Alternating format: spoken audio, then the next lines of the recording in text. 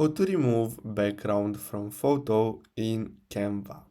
So the first step is to simply open your Canva project and then simply upload your image. Now I'm gonna use a free photo from Canva library. So let's go to photos and I'm gonna search for an Apple photo. So let's see. I'm gonna go with this one here. Now all you have to do is simply select the photo on your design and then simply click on edit image.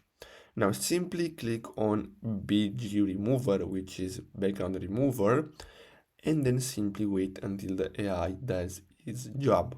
And as you can see, in a few seconds this should be fine. So as you can see now, we have removed the background from this image. So if we want, we can also change the background color. So basically that's all you have to do. I really hope you found this video helpful. Thanks for watching.